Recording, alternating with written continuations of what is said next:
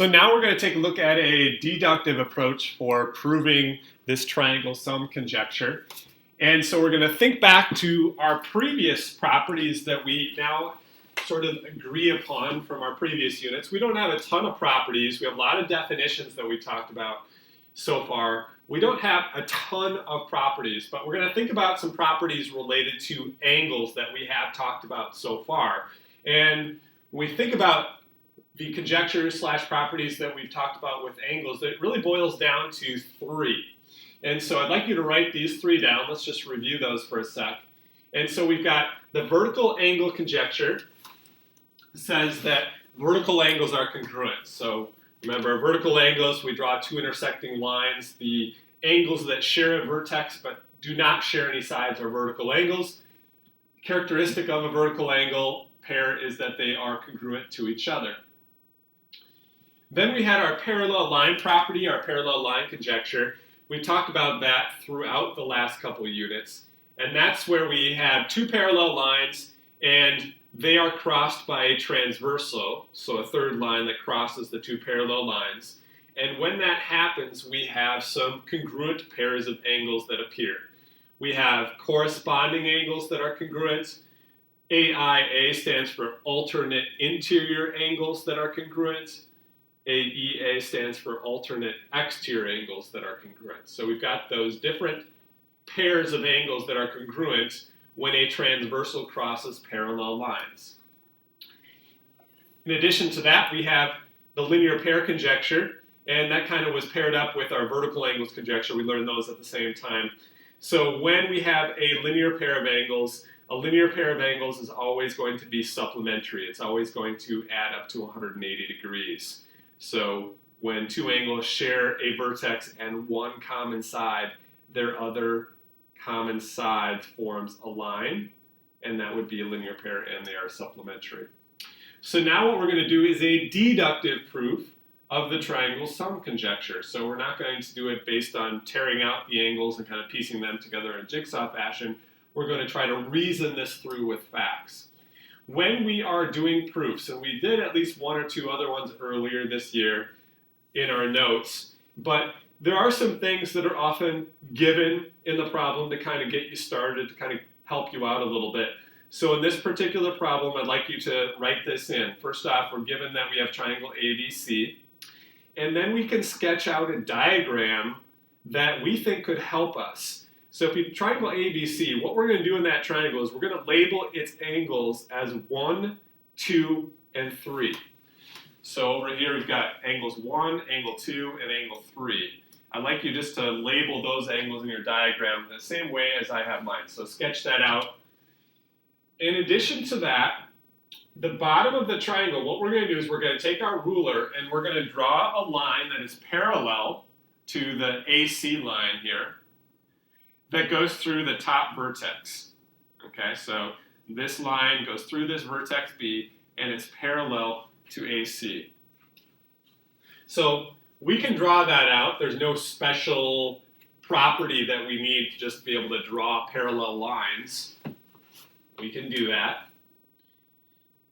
And then when that line is drawn in as parallel, it creates a couple new angles on the interior side here. We've got angle 4 on this side, and we've got angle 5 over here. So now we really have 5 angles that we're referring to here. Remember, our goal is what we're trying to prove, and that's also going to be a part of the proof. So you state your givens, and you draw out a diagram that is going to help you illustrate this proof, and then you have to list what you're trying to prove, what you're trying to show.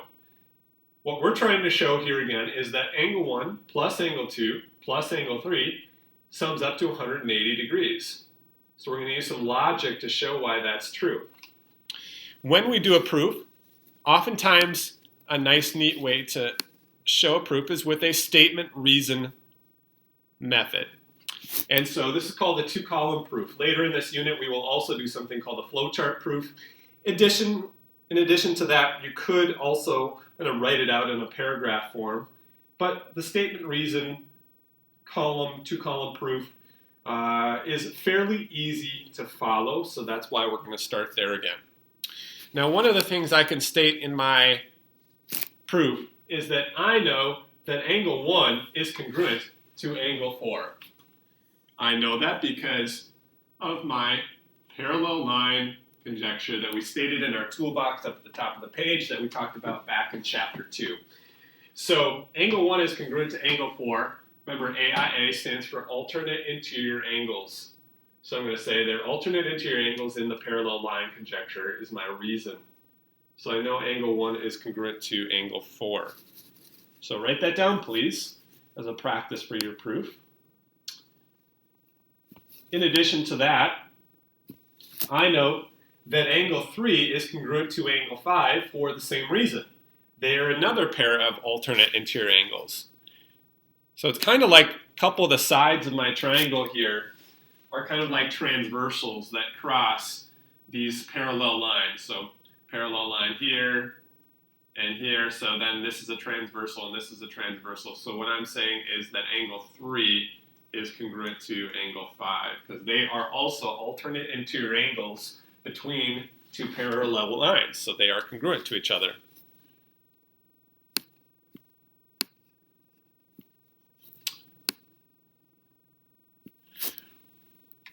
Now, let's think about what we have at the top of our diagram. We now have 3 angles that form, and we've always had this from the beginning, but we have these 3 angles that are all sort of a linear group of 3. They're a linear trio right here, 4 plus 2 plus 5. We know those add up to 180 degrees, right, because they're all forming this line. But since I know that 1 is congruent to 4, this is kind of like I could say this is angle 1, the measure of angle 1 here. And I also know 3 is congruent to 5, so I could really think of this as angle 3 up here, because it's the same measure as angle 5. Okay, so now we can kind of see where this is going, because remember what we're trying to prove. We're trying to prove 1 plus 2 plus 3, the measures of those angles, adds up to 180 degrees.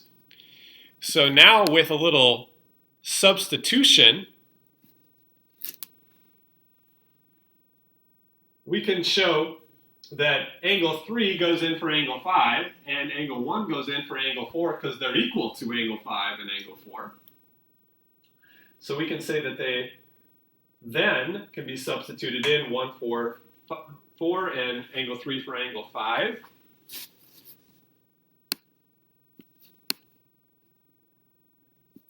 And with substitution, and I could almost say over here, they're equal to each other by substitution. We can therefore say that angle 1 plus angle 2 plus angle 3 adds up to 180 degrees, and therefore angles in all triangles, all interior angles of triangles, sum to 180 degrees. All right. So I gave some statements, progressed through this logically, tried to weave everything together to show that angle 1 plus angle 2 plus angle 3 is always going to sum up to 180 degrees. All 3 angles in every triangle sum to 180. So we have now proved the triangle sum conjecture both inductively and deductively.